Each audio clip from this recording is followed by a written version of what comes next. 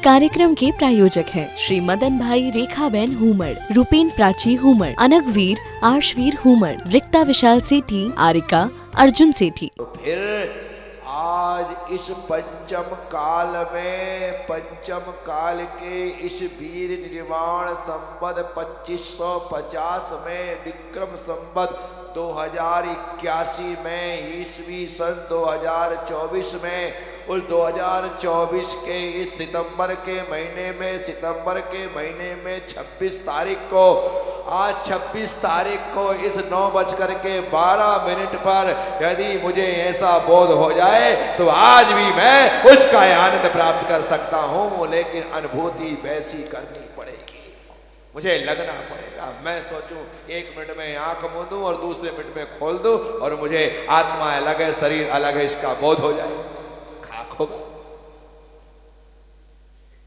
पूरा जीवन तपस्या में, साधना में होमना पड़ता है, तब जाकर के तत्व ज्ञान होता है, भेद विज्ञान होता है। क्या सोचते हो? बच्चों का खेल है, बच्चों के द्वारा खेला जाने वाला खेल भी हो सकता है, लेकिन वह बच्चा शरीर से तो बच्चा हो, लेकिन मन से वह एक युवा साधक की तरह साधना करने में तल्लीन हो। तो फिर 11 साल के कुंद स्वामी, 8 साल के जिनसेन स्वामी, 16 साल के पूज्यपाद स्वामी इस वय में दिगंबर दीक्षा को धारण करके आत्मा का बोध कर लेते हैं, आत्मा को जान लेते हैं। वो करने की भावना होनी चाहिए। खुद से जुड़ना है या दूसरों से जुड़ना है, पहला प्रश्न साधक के सामने यही रखा जाता। खुद से जुड़ना है तो आंख मूंद ले, और दूसरों से जुड़ना है तो आंख खोल ले। खुद से जुड़ना है तो मुंह बंद कर ले, और दूसरों से जुड़ना है तो मुंह खोल ले।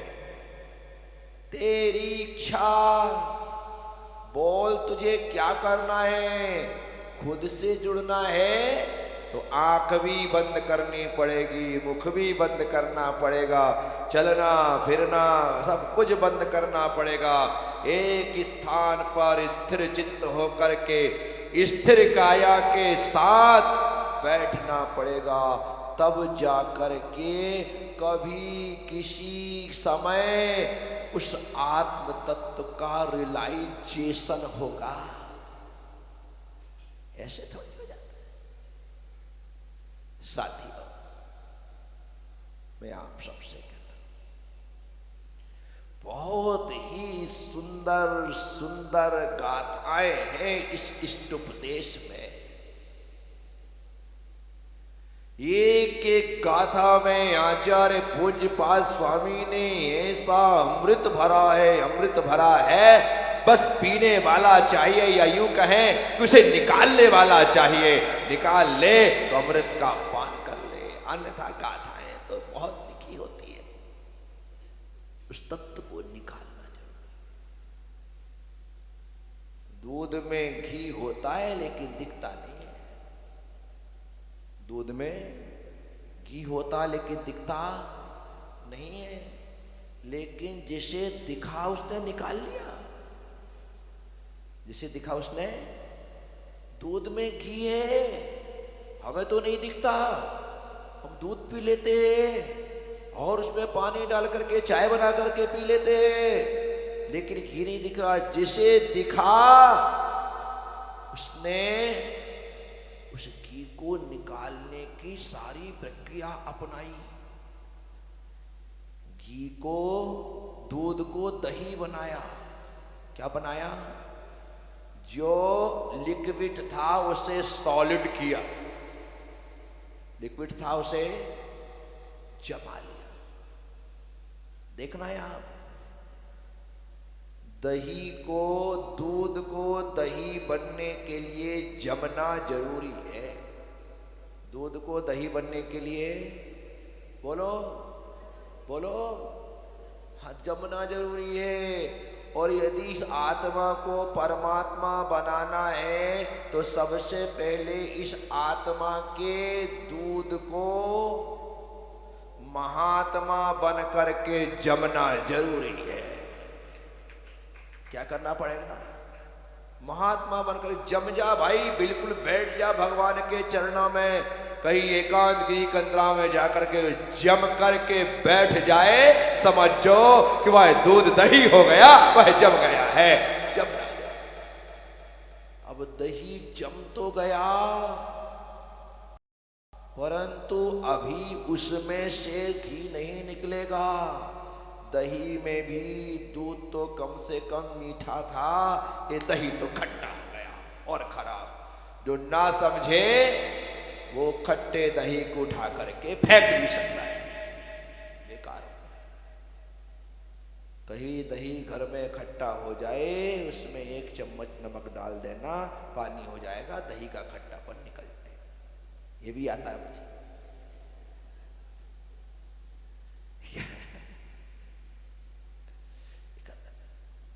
अब यहां पर दही जम गया, लेकिन अभी भी घी दिखाई नहीं दे रहा, नहीं दिखेगा। अभी मैं महात्मा हो गया, महात्मा ही हुआ हूं, परमात्मा क्या हुआ हूं? अभी महात्मा को परमात्मा मानने की गलती मत करना। आत्मा दूध है, महात्मा दही है। अब महात्मा दही तो हो गया, अब ये क्या करेगा? क्या करेगा? अब वो महात्मा भेद विज्ञान की मथानी लेगा। क्या लेगा? भेद विज्ञान की मथानी लेगा। उसमें एक रस्सी डालेगा जो निश्चय और व्यवहार की होगी। किसकी होगी? निश्चय व्यवहार की। यूं करके लगातार बराबर तरीके के निश्चय व्यवहार की मथानी से ऐसा वह मथता रहेगा, और मथते मथते क्या होगा? नवनीत मक्खन ऊपर तैरने लगेगा। क्या हुआ? मक्खन तैरने लगा। अब ये मक्खन तैरने लगा है तो समझना ये मक्खन जो है महात्मा शुद्धात्मा हो गया है। क्या हो गया है? पर शुद्धात्मा होने के बाद भी अभी परमात्मा मत मान लेना। अभी वह नीचे के गुण स्थान में ही है, अभी वह परमात्मा नहीं हुआ है। हाँ, शुभ से ऊपर उठ गया और शुद्ध तक पहुंच गया है, मक्खन तो हो गया। अब उस शुद्धात्मा को परमात्मा होने के लिए तपस्या की भट्टी में चढ़ना पड़ेगा। कहाँ चढ़ना पड़ेगा? बोलो। तपस्या की भट्टी में चढ़ना पड़ेगा। और जब वह शुद्धात्मा तपस्या की भट्टी में लगातार चलता रहेगा और धीरे धीरे करके उसके अंदर जितना कचरा है वह सब जलने लगेगा। जितने कर्म हैं वे सब झड़ने लगेंगे। और एक समय ऐसा आएगा कि 12वें गुण स्थान में जाकर के अपने ज्ञानावर्णी, दर्शनावर्णी, मोहिनी और अंतराय, इन 4 घातिया कर्म को पूरी तरह से छीन करके वह 13वें गुण स्थान में पहुंच करके केवल ज्ञानी हो जाएगा। बन गया घी। क्या बन गया? घी बन गया। लेकिन अभी उस घी में कचरा है। मरी जिसे कहते हैं हमारे बुंदेलखंड में। क्या कहते हैं? मरी बोलते, तुम्हारे यहाँ क्या बोलते तुम जानो। बच्चे उसे लेकर के बड़े इत्मीनान से शक्कर मिला के खाते, बहुत मजा आया, बड़ा टेस्ट वो मरी। अब जो उसके अंदर है, अभी केवल ज्ञान तो हो गया, वह सहयोग केवली तो हो गया, घी तो दिखने लगा, लेकिन कचरा है। अभी उस कचरे को बाहर करना जरूरी है। अभी 85 प्रकृतियां बाकी हैं घातिया कर्म की। जैसे ही वह जीव 14वें गुण स्थान में पहुंचेगा, वहां पर उपान समय में 72 और अंत समय में 13 प्रकृतियों का क्षय करके आ ई ऊ रील री इन 5 अक्षरों के उच्चारण में जितना समय लगता है, इतना काल है 14वें गुण स्थान का।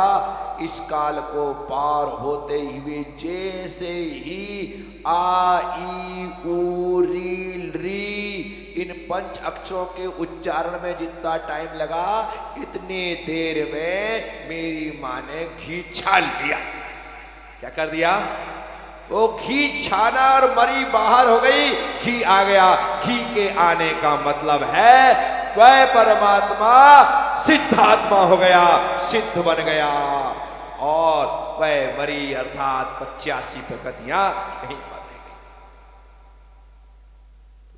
दूध में घी तो है लेकिन दिखता, आत्मा में परमात्मा तो है लेकिन दिखता।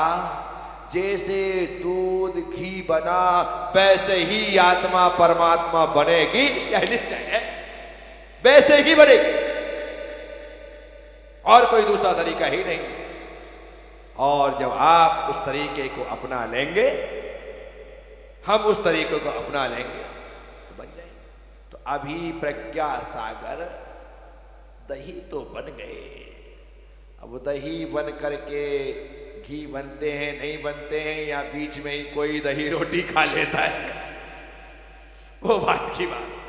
क्या दही के साथ सबसे बड़ी समस्या ये है कि लोग उसको रोटी के साथ खा जाते हैं। अब क्या कर लोगे? रायता बना डालते लौकी का, क्या कर लोगे? ये तो उसकी स्थिति है, वो घी बन ही नहीं पाता बेचारा, यही कहीं रह जाता। तो मैं महात्मा तो बन गया, लेकिन परमात्मा के लिए तो इस जन्म में तो ये दही निश्चित तौर पर रोटी के साथ खाई गई, फिर अगले जन्म में प्रक्रिया होगी और फिर से दूध भी दही बनेगा, दही बन करके मक्खन बनेगा, मक्खन बन करके तपेगा और घी बनेगा। कब ना जाने कितना समय लगने वाला। बार बार साथियों, मैं आप सबसे कहता हूं, बड़ी प्यारी पंक्तियां हैं। किमिदम कीदृशम कस्य कस्मात् प्रेत विशेषयन् स्वादेमपि नावेति योगी योग परायण। योग परायण योगी, यह क्या है, किसका है, किस कारण से है, कैसा है, इन सब बातों के विकल्पों से दूर होकर के अपने शरीर को भी अपना नहीं जानता। अपने शरीर को, जो अपने शरीर को अपना नहीं मानेगा, वो पर पदार्थों को तो अपना मान ही नहीं सकता है। तो साथियों, उम्मीद रखता हूं आज सुन रहे हो, सुनो, सुनने के बाद कल सोचोगे, ये मेरी गारंटी है। कल जब सोचोगे तो परसों चलने की इच्छा करोगे, परसों जब चलने की इच्छा करोगे तो नरसों चलने के लिए खड़े हो जाओगे। उसके बाद आप जब खड़े हो गए तो 4 कदम आगे बढ़ाओगे, 8 कदम आगे बढ़ाओगे, हो सकता है बीच में फिर बैठ जाओ, लेकिन कम से कम घर से बाहर तो निकले। कम से कम घर से बाहर तो निकले। बाहर निकल करके यात्री तो कहलाए, घर में ही रहते तो आलसी कहलाते। अरे बड़ा आलसी है, मैंने तो कभी उसे कोई अच्छा काम करते देखा ही नहीं। घर से बाहर निकलने वाला व्यक्ति, सही समय पर बाहर, अरे गजब का व्यक्ति भाई, इनमें तो जरा भी प्रमाद नहीं है, 24 घंटे अलर्ट रहते। क्या हुआ? घर के बाहर निकल गए, इसलिए आपको इतनी शाबाशी मिल रही है।